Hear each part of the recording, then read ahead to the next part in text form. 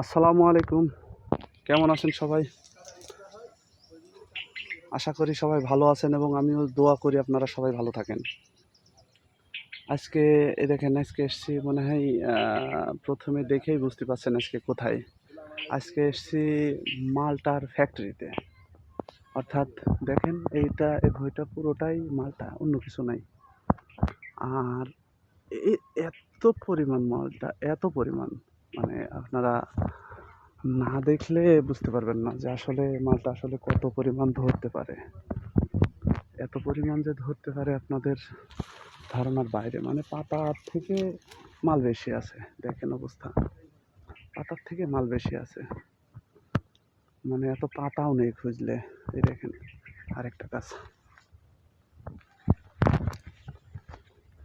দেখতে পাচ্ছেন কিনা ক্লিয়ার বুঝতে পারছি না। তবে দেখেন প্রত্যেকটা গাছ, এটা একটা গাছ না, যে গাছগুলো সব গাছগুলো একই অবস্থা। এই দেখেন মানে প্রচুর, দেখলে মন জুড়ায় যাবে। কিন্তু একটা জিনিস কি জানেন, একটা খারাপ লাগার বিষয়, সেটা হচ্ছে এটা তো বার্ষিক ফল, প্রত্যেক বছরে একবার করেই হয়, কিন্তু এর দামটা নাই। এর দাম নাই, সেটা হচ্ছে এর স্বাদ অসাধারণ। আমরা কোনোদিন বাংলাদেশের মাটিতে আমরা কোনোদিন কল্পনা করি। এই দেখেন এটাতে, এটাতে এই ডালটাই মনে হয় 1 মণ মাল আছে, 1 মণ হবে। তো মালগুলো খাইতে বাজারের যে আমরা বিদেশি মালগুলো কিনি তার থেকে অনেক বেশি স্বাদের। হ্যাঁ, তো তারপরও বাজারে বেচতে গেলে দাম নাই। আসলে এটা আমাদের দেশের প্রবলেম। আমরা সরকার যেই আসুক না কেন, আমাদের প্রবলেম থেকে আমরা কোনোদিনও বের হইতে পারবো না।